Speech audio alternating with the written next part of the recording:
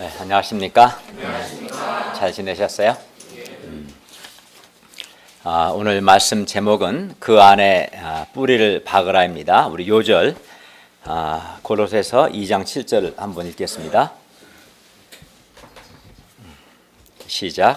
그 안에 뿌리를 박으며 수욕을 받아 교훈을 받은 대로 믿음에 굳게 서서 감사함을 넘치게 하라. 네, 기도하겠습니다.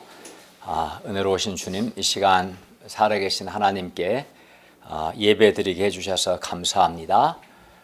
이 예배를 통해서 주님께서 영광을 받으시고 또 우리에게 주의 말씀을 통해서 은혜와 힘과 또 생명을 공급해 주시길 기도합니다. 예수님의 이름으로 기도하였습니다. 아멘. 어떤 사람은 교회를 다닌 지가 한 몇 년 또는 10년, 20년이나 지났는데도 이렇게 별로 변화나 성장이 없는 사람이 있어요. 또 어떤 사람은 반면에 어떤 사람은 교회 다닌 지 불과 1년밖에 안 됐는데도 변화와 성장이 있는 것을 볼 수 있습니다. 왜 이렇게 이러한 차이가 있는 걸까요? 분명히 이런 차이가 있는데 오늘 말씀을 통해서 우리가 변화되고 성장하고 또 풍성한 열매를 맺으려면 어떻게 해야 하는가 배울 수 있기를 기도합니다. 제1장 그리스도 안에 뿌리를 박으라 6절과 7절 말씀입니다. 우리 6절과 7절을 읽어보겠습니다. 시작. 그러므로 너희가 그리스도 예수를 주로 받았으니 그 안에서 행하되 그 안에 뿌리를 박으며 수욕을 받아 교훈을 받은 대로 믿음에 굳게 서서 감사함을 넘치게 하라. 바울은 골로새 교회 성도들에게 그리스도 예수를 주로 받았으니, 주라는 건 이제 주님, 휴리오스, 주님으로 받았으므로 그리스도 예수 안에서 행하라 이렇게 명령합니다. 행하라 명령형으로 되어 있어요. 우리는 그리스도 예수를 주님으로 받았다 이런 말을 accept했다, 영접했다라는 말인데 우리는 그리스도 예수를 주님으로 우리의 주님으로 영접한 것으로 끝나면 안 되고 이제 영접했으면 어떻게 해야 돼요? 그리스도 예수 안에서 행해야 합니다. 그러면 여기서 이제 그리스도 예수를 주로 받았다, 그리스도 예수를 주님으로 받아들였다, 영접했다라는 것이 무슨 뜻이고 또 그리스도 예수 안에서 행하는 것, 행하라 했는데 행하는 것은 구체적으로 어떻게 하는 것을 의미하는가 생각해 보고자 합니다. 먼저 그리스도 예수라는 말은 그리스도 예수, 예수는 이제 예수 이름이죠. 그리스도라는 것은 이제 직책이에요. 대통령, 장관 이런 것처럼 직책을 가리키는 표현인데 그리스도 예수라는 말은 예수가 그리스도다라는 말이에요. 근데 그리스도라는 말은 구원자다라는 구원자를 가리키는 그 표현이에요. 그렇기 때문에 그리스도 예수는 예수가 바로 그리스도 구원자라는 말이죠. 그리고 이 그리스도 예수를 주로 받았다, 주님으로 받아들였다라는 것은 이런 뜻입니다.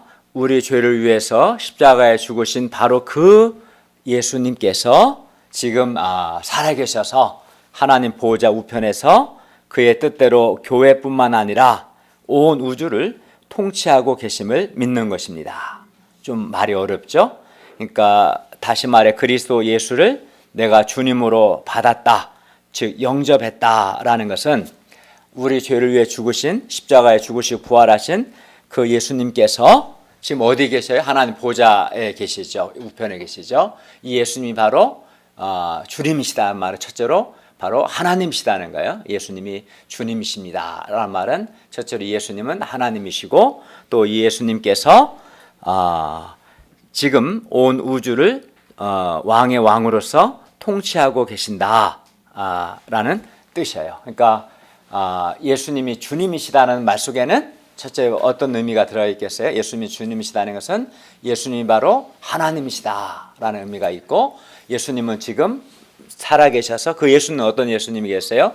성육신하시고 또 우리의 죄를 위해 십자가에 죽으신 바로 그 예수님이죠. 그 예수님께서 지금 왕으로서 온 우주를 다스리고 계신다.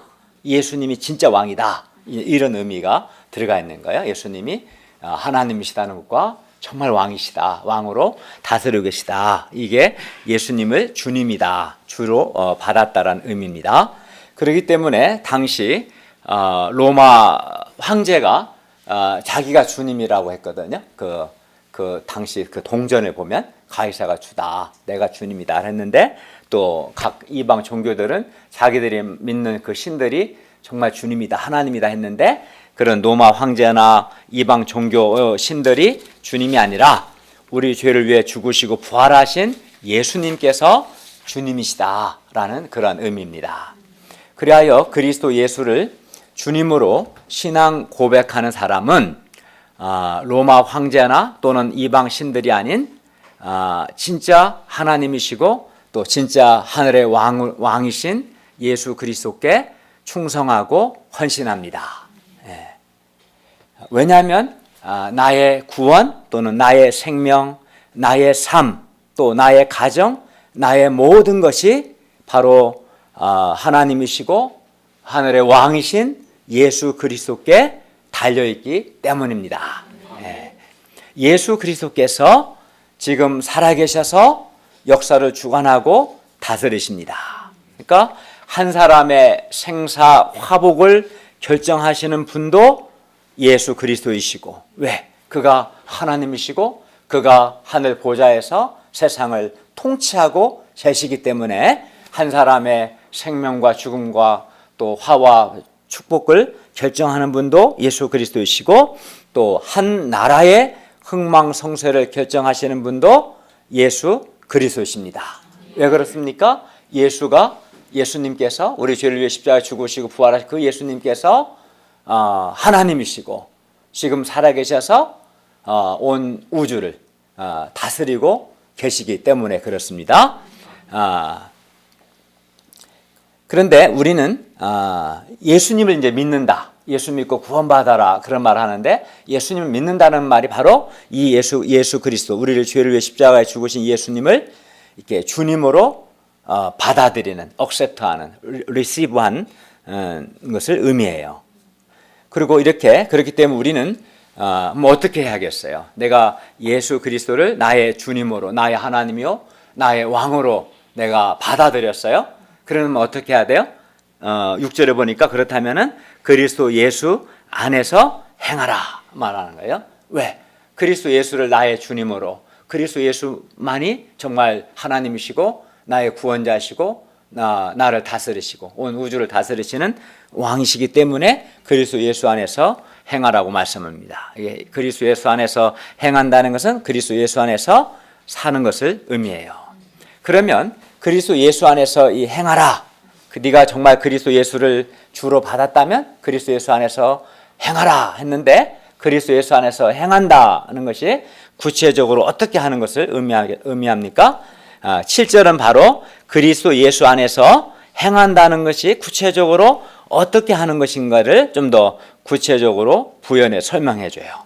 그게 이제 6절 하반절에 있는 그리스도 예수 안에서 행한다는 것이 뭔지를 설명하는 것이 7절 말씀입니다. 우리가 7절을 한번 같이 읽어볼까요? 7절 읽겠습니다. 시작. 그 안에 은혜를 받으며 세움을 받아 교훈을 받은 대로 믿음에 굳게 서서 감사함을 넘치게 하라. 예, 그리스도 예수 안에서 행한다는 것을 이제 우리 한 세 가지 정도로 네 가지 정도로 나눠서 생각해 볼 수 있는데 그리스도 예수 안에서 행한다는 것은 첫째로 그리스도 예수 안에 뭐겠어요? 뿌리를 박는 것을 의미해요.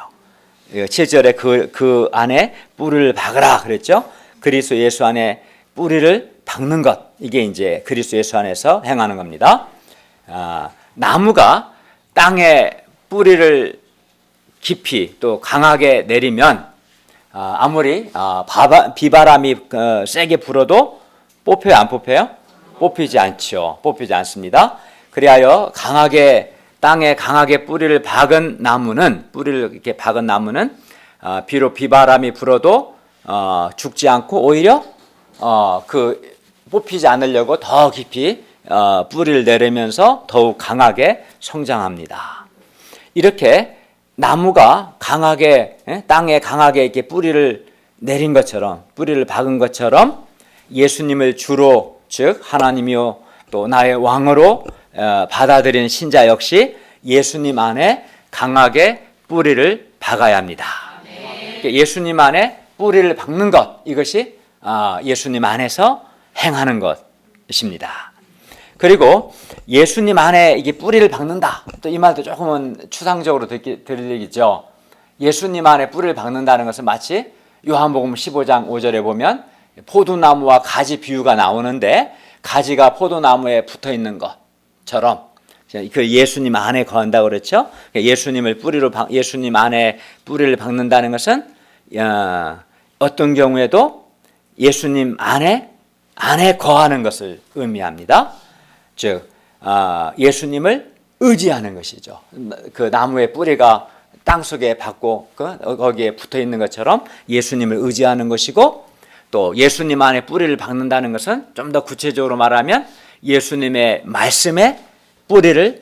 말씀에다가 뿌리를 박는 것을 의미합니다. 그러니까 예수님 안에 뿌리를 박는다, 이 말은 좀 더 다른 말로 표현한다면 예수님 안에 거하는 것이고 예수님의 말씀 안에 뿌리를 내리는 것이고, 어떤 경우에도 예수님을 떠나지 않고 예수님 안에 거하면서 예수님을 의지하는 것, 이것이 이제 예수님 안에 뿌리를 박는 것이다 말할 수 있을 겁니다. 그리고 이렇게 예수님 안에 뿌리를 박을 때 나무가 땅에다가 뿌리를 박으면 땅 속에서 수분과 영양분을 공급받죠. 그래야 이제 나무가 자라는 것처럼 이렇게 예수님 안에 뿌리를 박을 때 예수님으로부터 생명을 공급받고 또 예수님으로부터 우리가 영적으로 건강한 삶을 살기 위해서 필요한 모든 힘과 모든 은혜를 예수님으로부터 이렇게 공급받게 되는 거죠. 내가 예수님 안에 뿌리를 박아야 그 예수님으로부터 생명도 힘도 은혜도 공급받지 않겠어요? 그것이 이제 예수님 안에 뿌리를 박는 겁니다. 그러므로 예수님 안에 뿌리를 박는 것이 중요해요, 안 중요해요?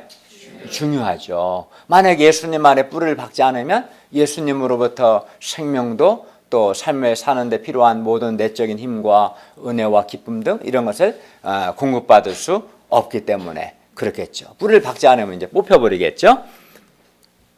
그러나 어떤 사람은 이렇게 예수님 안에 뿌리를 박는 게 중요한데 뿌리를 박아야 그 생명을 유지할 수 있고 건강한 삶을 살 수 있고 또 예수님의 은혜를 공급받을 수 있기 때문에 예수님 안에 뿌리를 박는 게 이렇게 중요한데, 그런 어떤 사람은 예수님 안에 뿌리를 박는 것을 부담스러워해요.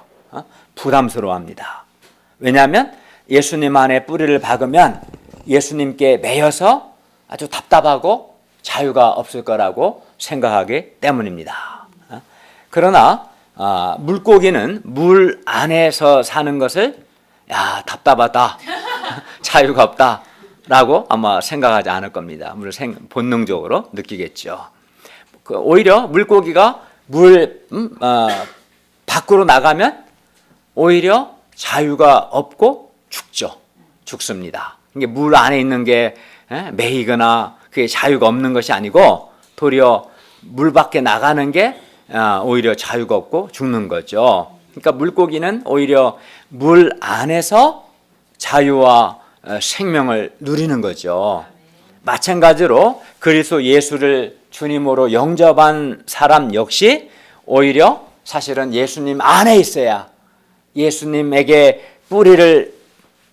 뿌리를 박고 있어야 사실은 매이고 부담스러운 게 아니라 오히려 물고기처럼 물 안에 있어야 하는 것처럼 예수님 안에 거하고 예수님 안에 뿌리를 박아야 정말 그 사람은 자유를 누리고 생명을 누리고 건강한 삶을 살 수 있고 번성할 수 있고 또 열매도 풍성하게 맺을 수 있는 거예요.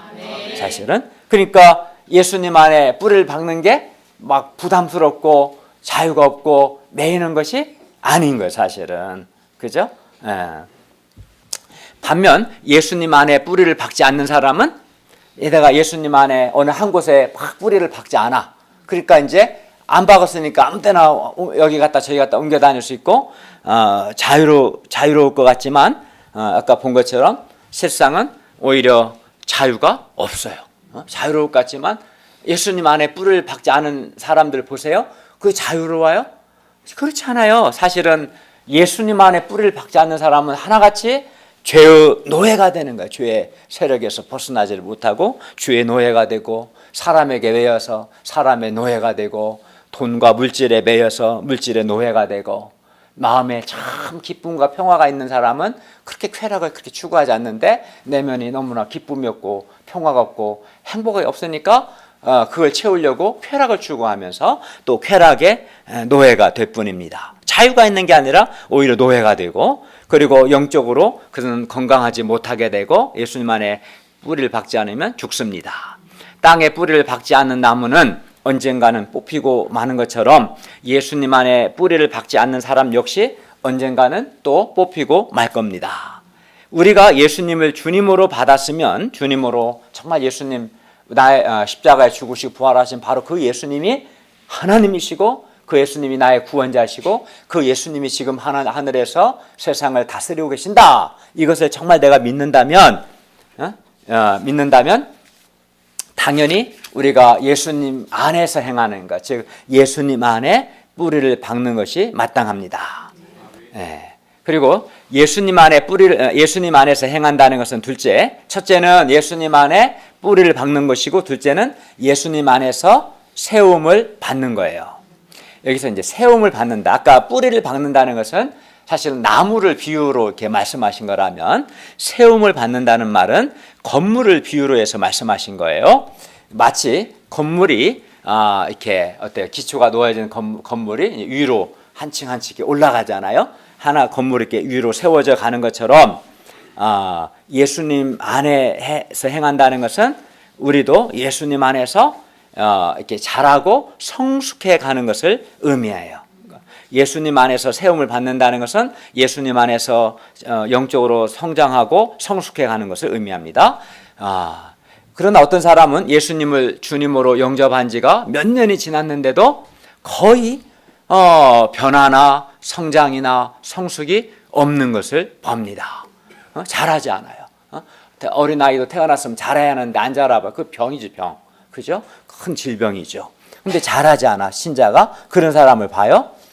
왜 그러겠어요? 이는 그가 첫째는 예수님 안에 뿌리를 박지 않았기 때문이고, 둘째는 예수님의 말씀에 그가 순종하지 않았기 때문입니다.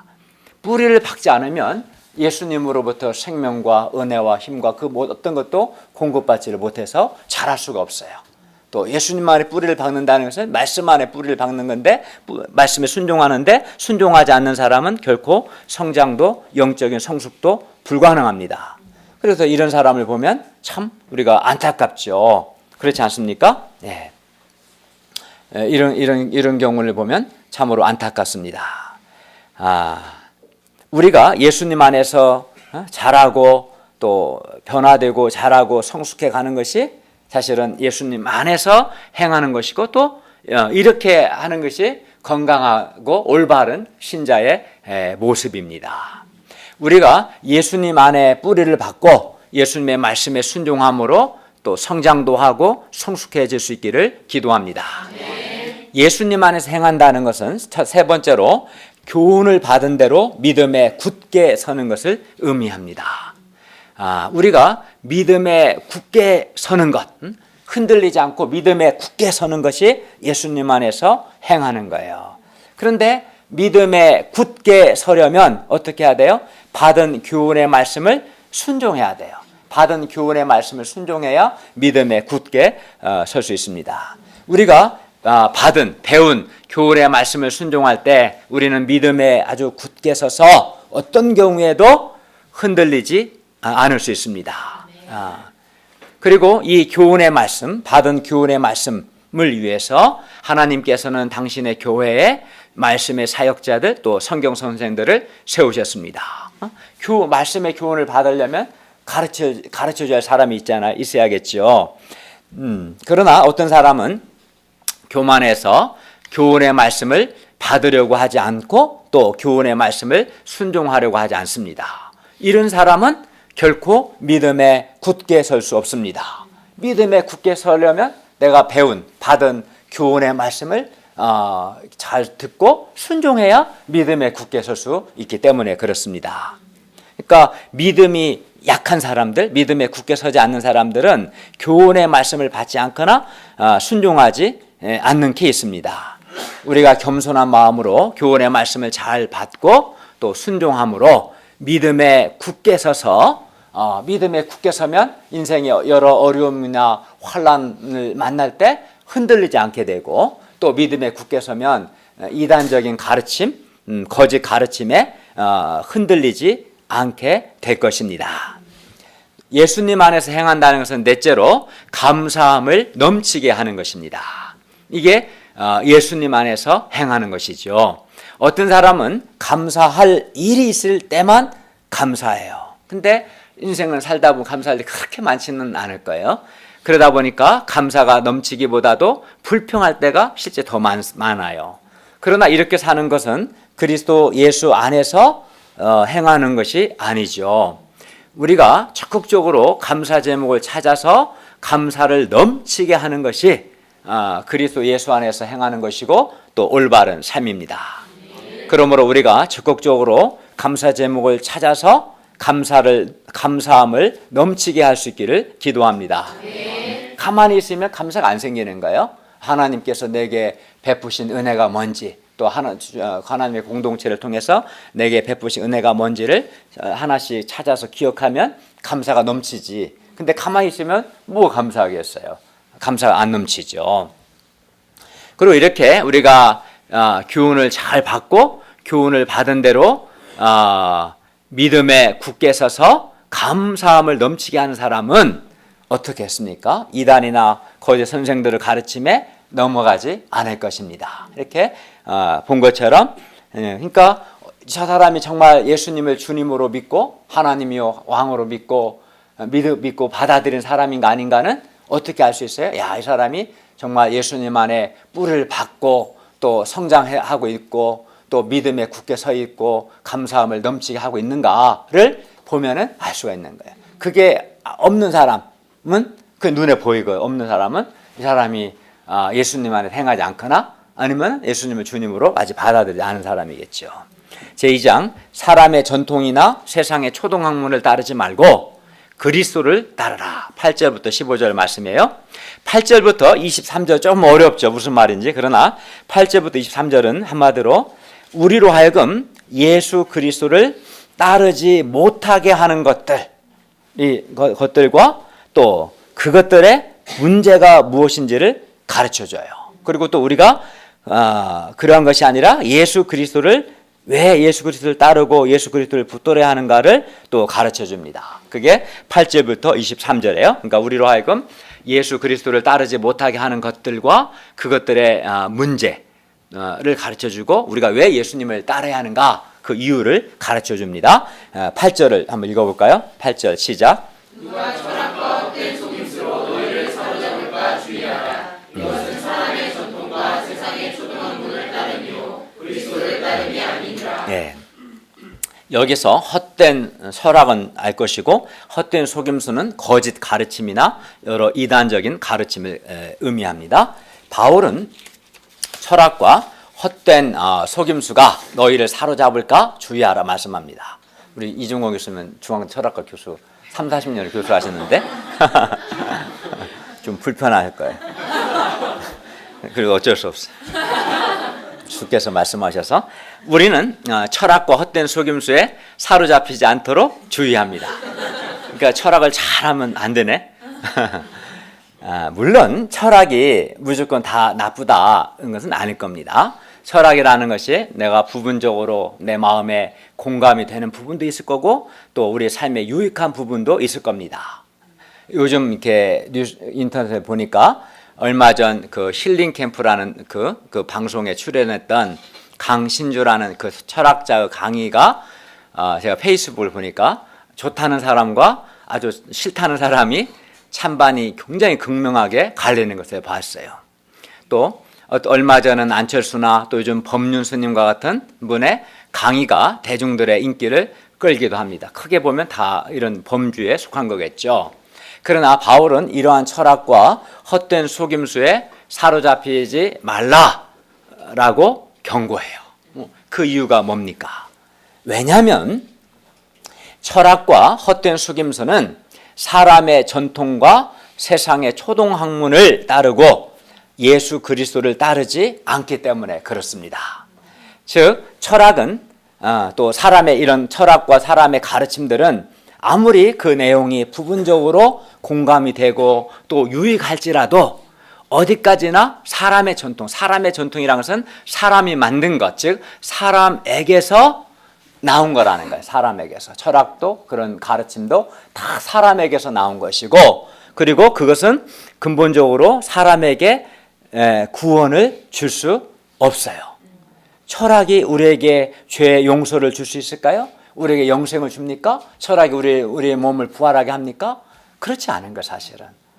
또 다른 인문학자들의 좀 강의가 유튜브에 떠는데 그것도 마찬가지인 거예요. 그것이 우리에게 구원을, 영생을, 부활을 줄 수가 없어요. 이것이 철학을 포함해서 사람에게서 나온 것들의 근본적인 한계예요, 한계. 그래서 바울은 철학과 헛된 속임수를 세상의 초동학문이다. 이 초동학문이란 말은 아주 초보적이고 유치하고 저급한 원리다라는 말이에요. 그런 세상에 아주 초보적이고 유치하고 저급한 원리에 불과하다라고 말씀합니다. 따라서 우리는 사람의 전통이나 세상에 아주 초보적이고 저급한 원리를 따를 것이 아니라 예수 그리스도를 따라야 합니다. 9절부터 23절은 그러면 우리가 왜 예수 그리스도를 그럼 따라야 하는가? 그 이유를 말씀합니다. 그러니까 우리가 철학과 같이 어떤 철학과 같은 그런 사람의 가르침들 또는 헛된 속임수를 따르지 말아야 할 이유는 뭐겠어요? 그건 아까 사람에게서 나온 거다. 사람의 전통이고 세상에 아주 초보적인 것에 불과하고 우리에게 근본적으로 구원을 줄 수 없는 근본적인 한계가 있기 때문에 그렇다.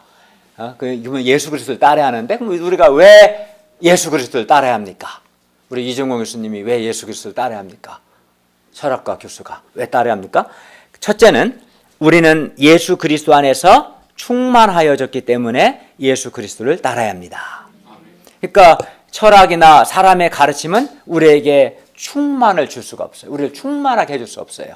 근데 예수 그리스도 안에서 우리는 충만해졌습니다. 9절을 보십시오. 예수 그리스도 안에는 신성의 모든 충만이 육체로 거하십니다. 즉 예수 그리스도 안에 하나님, 신성, 즉 하나님의 모든 충만이 육체로 거합니다. 하나님의 능력의 충만, 빛의 충만, 은혜의 충만, 진리의 충만 등 하나님의 모든 그 신성의 충만이 예수님 안에 거합니다. 그리고 우리는 예수 그리스도 안에서 충만해졌어요. 예수님 안에서 충만해졌어요. 그러니까 예수 그리스도가 아닌 다른 것을 통해서는 결코 충만해질 수 없어요. 요한복음 4장에 보면 사마리아 여자가 나오는데 그는 남편에게서 그 기쁨의 충만을 원했고 근데 그는 결국은 충만을 얻을 수 없었어요. 오직 예수 그리스도 안에서만 생명과 또는 죄 용서와 기쁨과 감사와 빛과 평화와 은혜와 진리 등의 충만을 누릴 수 있습니다. 그러니까 예수님 안에서만 내가 충만을 받고 충만한 삶을 살 수 있는 거죠. 그렇기 때문에 우리는 예수 그리스도를 따라야 합니다. 예수 그리스도 아닌 그 무엇도 그 어떤 인간의 가르침도 사람을 충만하게 할 수는 없는 거예요. 그게 한계입니다. 예.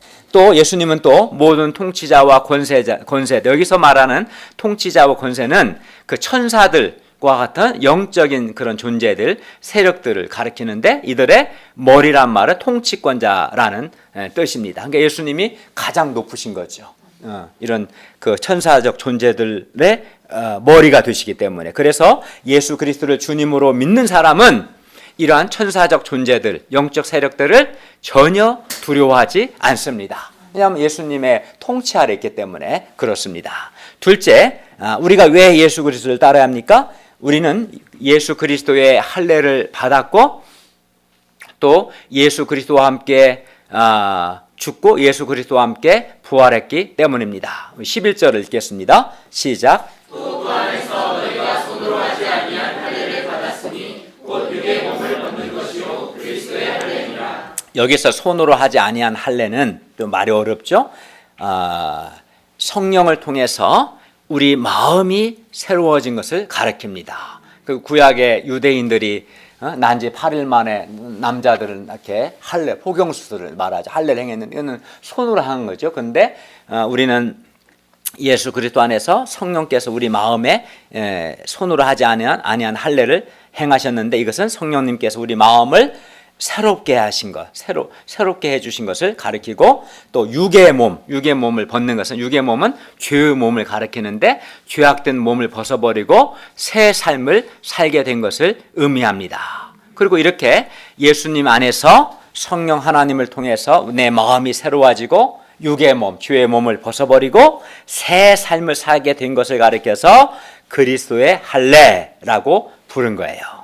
원래 할례는 유대인들이 하나님의 백성으로 살겠다는 그런 결단의 표현으로서 손으로 할례를 행했어요.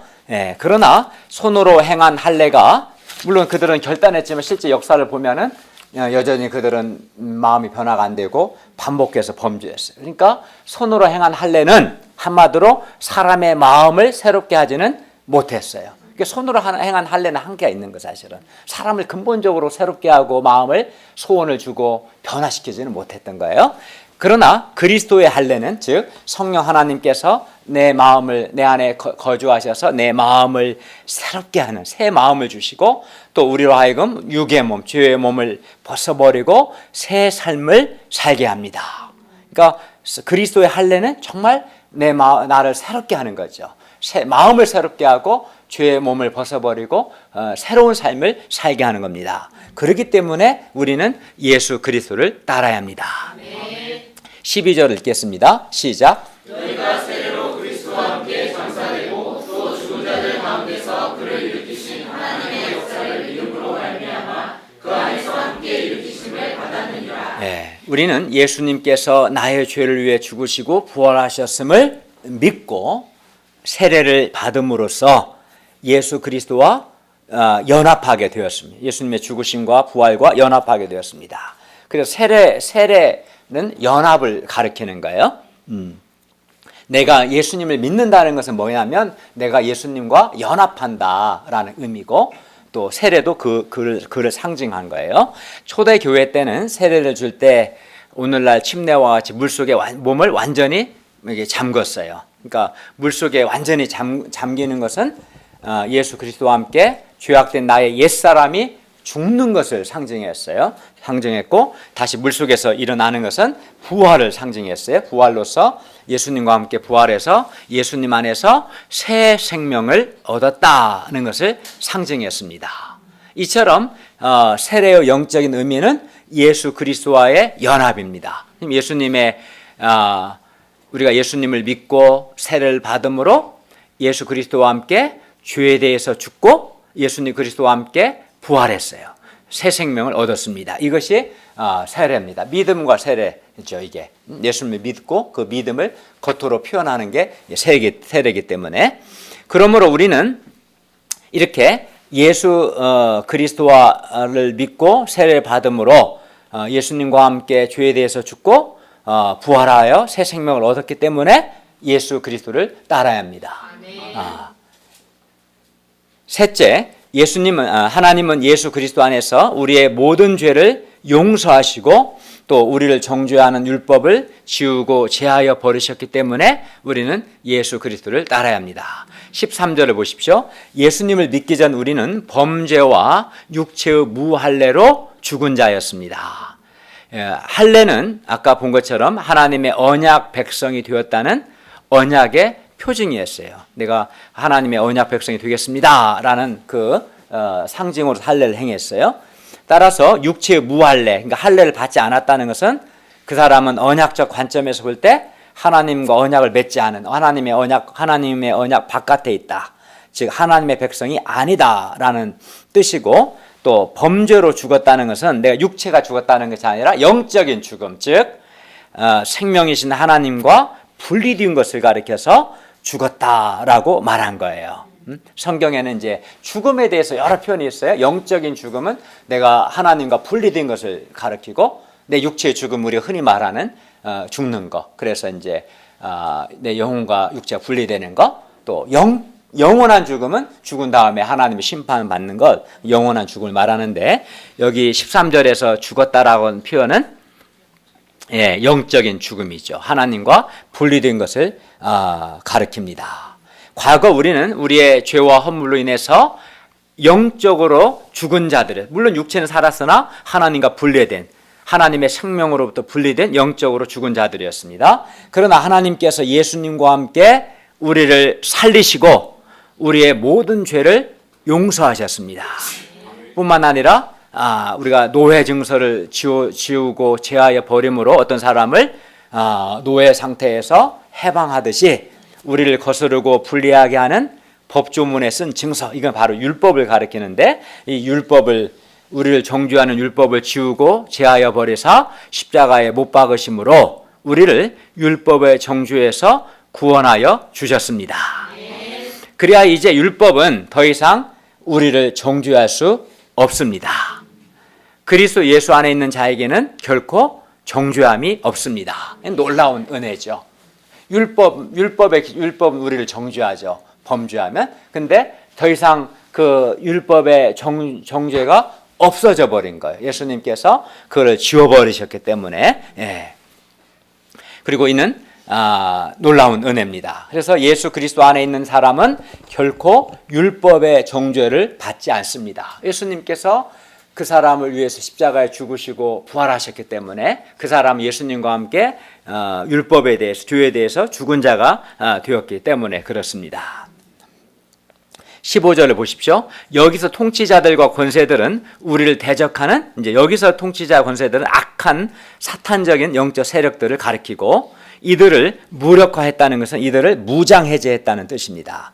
예수님께서 십자가의 죽으심과 부활하심을 통해서 악한 사탄적 세력들을 무장해제시키시고 또 그들을 드러내 구경거리 삼으셨다. 이 말은 그들로 하여금 수치를 당하게 하셨고 그들을 이기셨다라고 말씀합니다.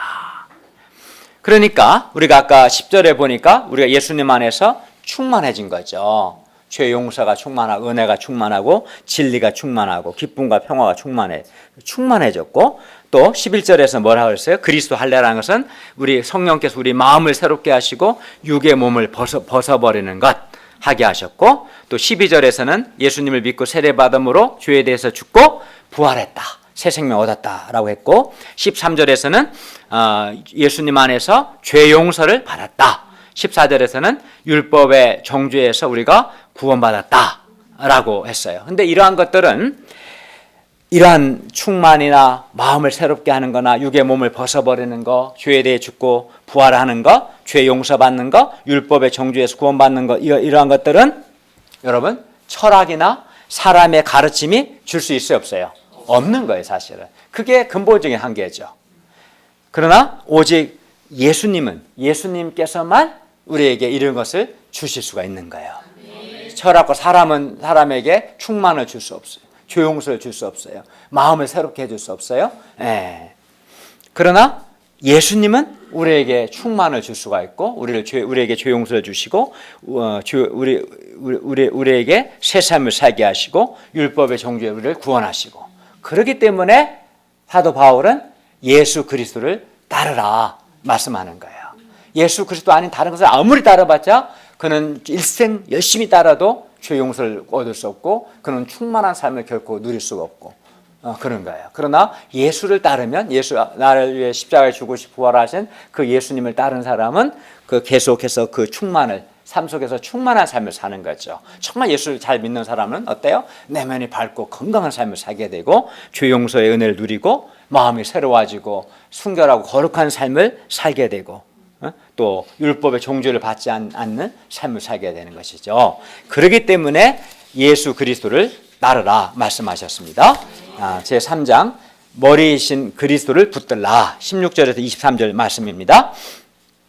16절에서 23절에서 바울은 사람이 만든 규례들, 여기에는 여러 가지가 있어요. 뭘 음식을 먹어라, 먹지 마라, 어떤 날을 지켜라, 뭘 하지 마라 하라, 그런 사람이 만든 여러 규례들, 가르침들, 또는 천사 숭배와 같은 신비 체험들, 또는 몸을 괴롭게 하는 아주 인간의 금욕적인 노력들, 이러한 것들이 멋있어 보일지 모르겠지만 이러한 것들의 문제점에 대해서 이제 말씀해요. 그러면서 우리가 왜 그리스도를 붙들어야 하는가 말씀합니다. 그러니까 8절부터 23절은 한마디로 그런 거죠. 철학이나 사람의 가르침이든 신비체험이든 몸을 괴롭게 하는 막 그 금욕적인 노력이든 그런 것들의 문제가 뭔가를 아주 명확하게 설명해 주면서 우리가 왜 그리스도를 따라야 하는가, 그리스도를 따를 때 어떤 은혜가 있는가를 사도 바울은 말씀하고 있는 거예요.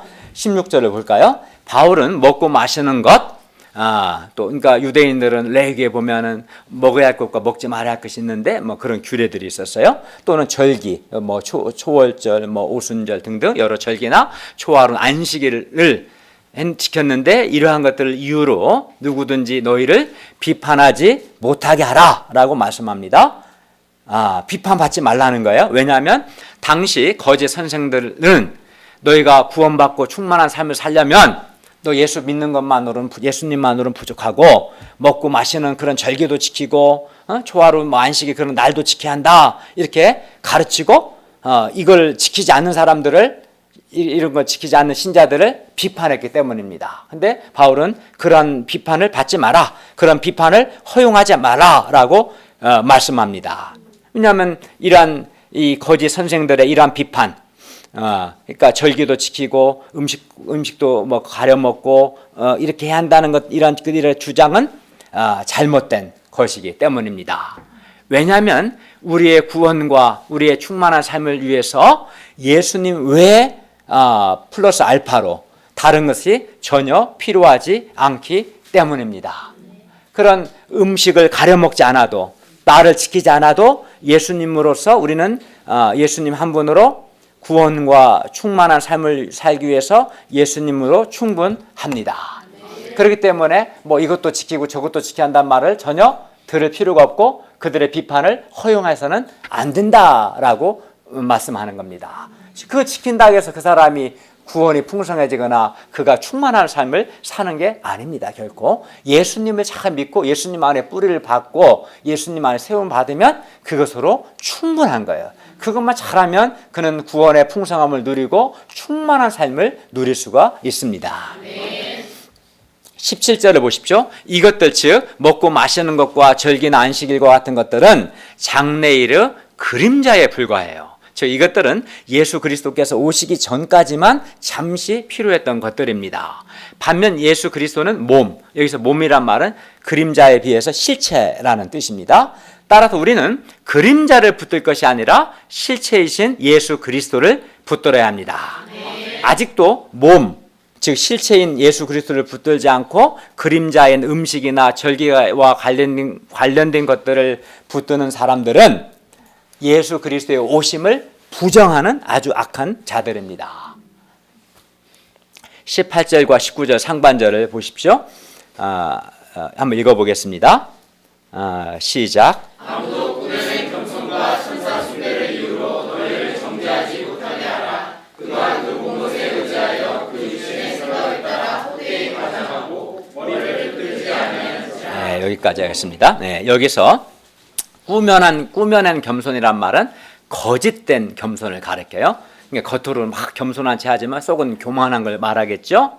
또 천사 숭배란 말은 천사를 숭배한다는 의미가 아니라 천사들이 하나님께 예배 드리는 예배를 가리키는데, 당시 어떤 사람들은 자신은 천사들이 하나님께 예배 드리는 그런 환상을 봤다, 그런 환상을 체험했다, 즉 그런 신비 체험을 했다면서 자기가 본 그 환상을 의지해서 그 18절 하반절에 보면 그가 본 것에 의지하여라고 그랬죠. 그 신비 체험한 것을, 그가 천사가 하나님께 예배드리는 그 환상 본 것을 의지해서 육신의 생각, 이 죄악된 생각인데 자기 조취에 빠지는 걸 말해요.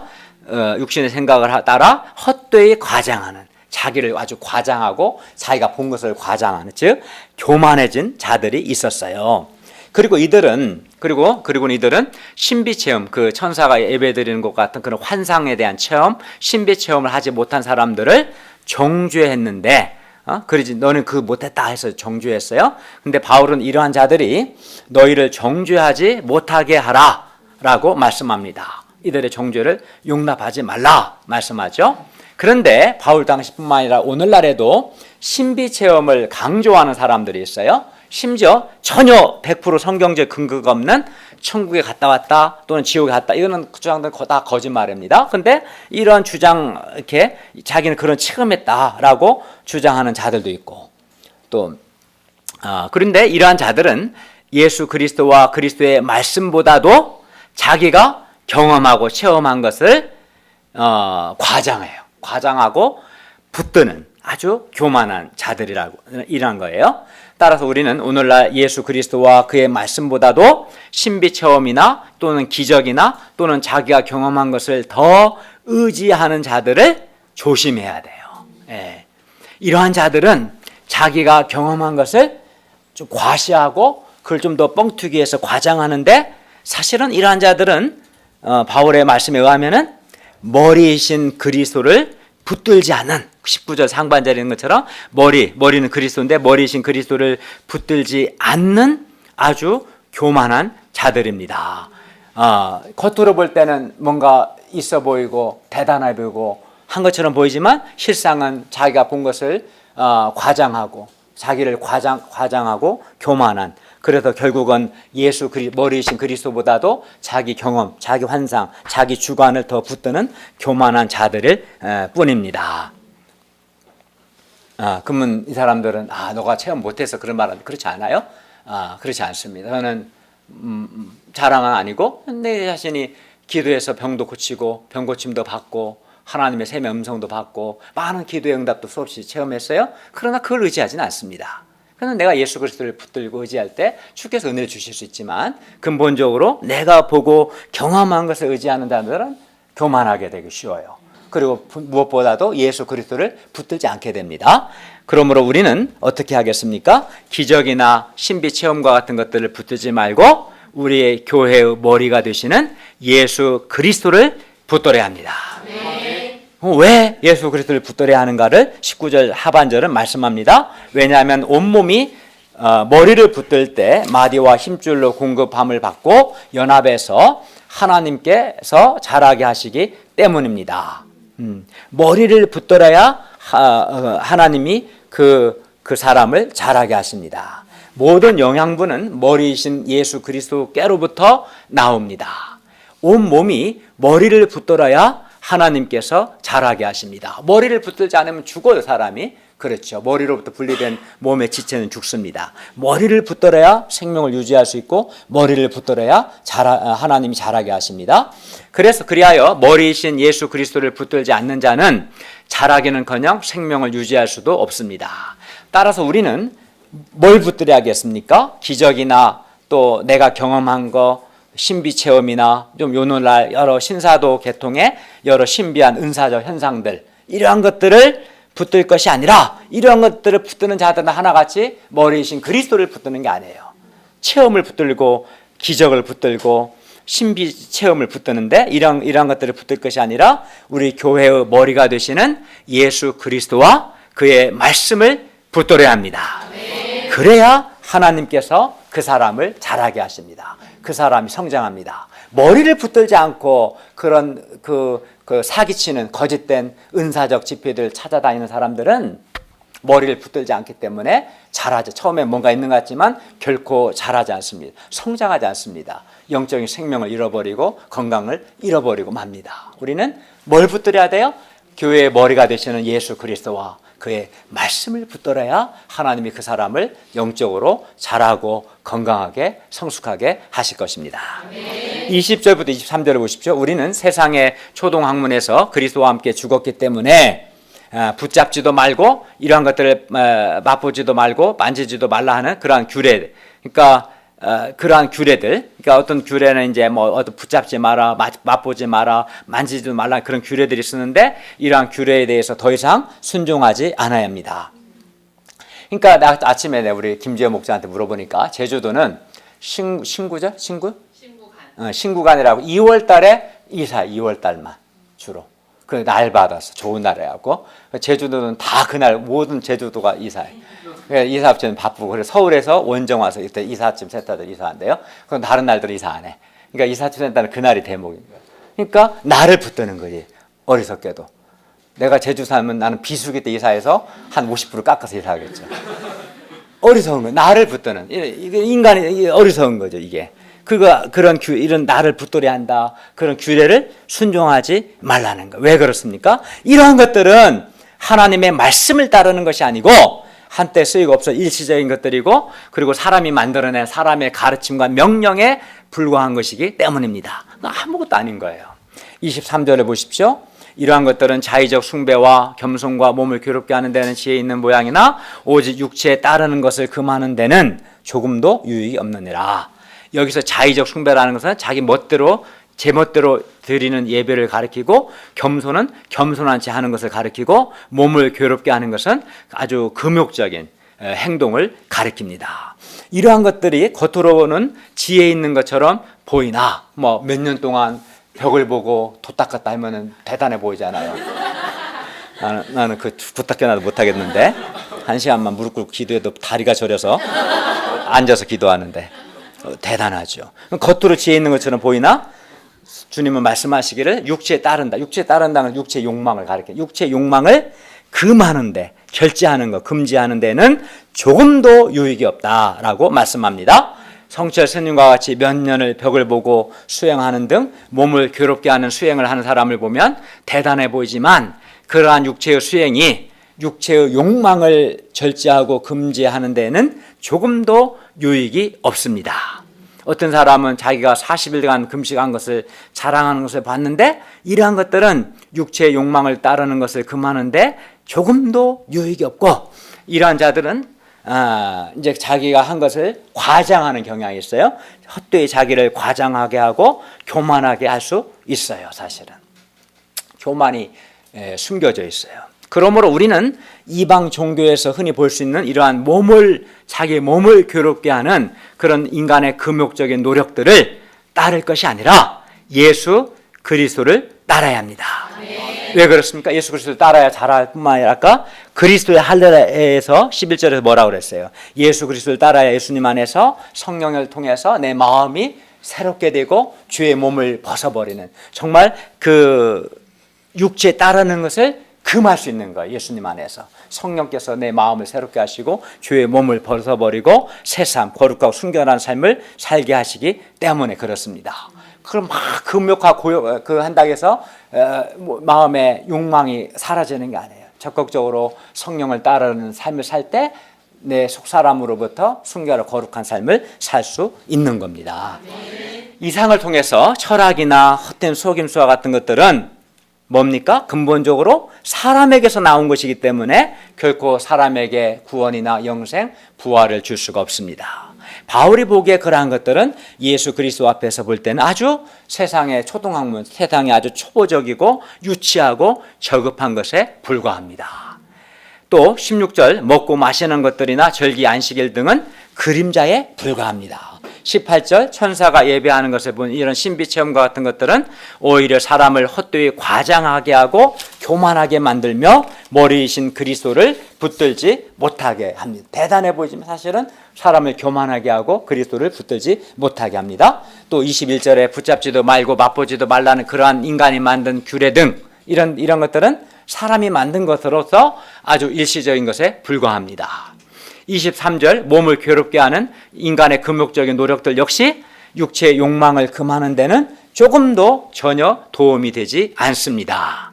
반면 예수 그리스도는 우리가 10절에서 본 것처럼 우리를 충만하게 하시고 또 11절에서 본 것처럼 성령을 통해 우리 마음을 새롭게 하시고 우리로 육의 몸을 벗고 새 삶을 살게 하시고 또 그 12절에서 본 것처럼 믿음과 세례를 통해서 예수님과 함께 죄에 대해 죽고 예수님과 함께 우리로 부활하게 하시고 13절에서 본 것처럼 예수님의 십자가의 죽으심과 부활을 통해서 우리의 모든 죄를 용서하시고 14절에서 본 것처럼 우리를 정죄하는 율법에서 우리를 구원하시고 율법의 정죄를 받지 않게 하시고 또 15절에서 우리를 대적하는 이 악한 영적 세력들, 사탄적 세력들을 무장해제시키고 이기셨습니다. 또 예수님은 19절에서 본 것처럼 교회의 머리로서 지체인 우리에게 생명과 은혜를 공급해 주셔서 우리를 자라게 하십니다. 그러니까 예수님과 그 세상의 철학이나 금욕적인 것, 신비점 이것이 너무나 대조되죠. 그러면 우리는 누구를 따르고 누구를 붙들어야겠어요? 예수님을 따르고 예수님을 붙들어야 합니다. 교회의 머리이신 예수님과 그의 말씀을 붙들 수 있기를 바랍니다. 결론입니다. 우리가 그리스도 예수를 주님으로 받았으므로 예수님 안에 뿌리를 받고 세움을 받아 교훈을 받은 대로 믿음에 굳게 서서 감사함을 넘치게 할 수 있기를 기도합니다. 그리고 오늘날 우리를 예수 그리스도에게서 멀어지게 하는 이런 여러 철학이나 여러 사람의 가르침들 또는 기적과 같은 그런 신비 체험이나 사람의 몸을 괴롭게 하는 그런 금욕적인 노력 등등을 사람이 만든 그러한 것들을 우리가 따르지 말고 예수 그리스도와 그의 말씀을 따르고 붙들 수 있기를 바랍니다. 그래서 우리가 예수 그리스도 안에서 우리가 충만해지고 또 성령을 통해서 우리 마음이 새로워지고 새 삶을 살게 되고 죄를 용서받고 율법의 정죄에서 구원받고 또 자라게 하시는 하나님의 역사를 따라서 예수님 안에서 성장할 수 있기를 기도합니다. 기도하겠습니다. 은혜로우신 주님, 오늘 말씀을 통해서 예수 그리스도를 나의 하나님이요 또 하나님 보좌 우편에서 온 우주를 다스리시는 왕으로 믿는 자가 어떤 삶을 살아야 하는가 가르쳐 주시고 또 우리가 정말 따르고 붙들어야 할 분이 예수님과 그의 말씀임을 가르쳐 주셔서 감사합니다. 우리가 우리를 속이는 그러한 것들에 속지 않고 영향받지 않고 예수 그리스도와 그의 말씀을 붙들고 따름으로 예수님 안에서 우리가 충만해지고 죄 용서의 은혜를 풍성하게 누리고 새 삶을 살 수 있도록 도와주시옵기를 기도합니다. 예수님의 이름으로 기도하였습니다. 아멘.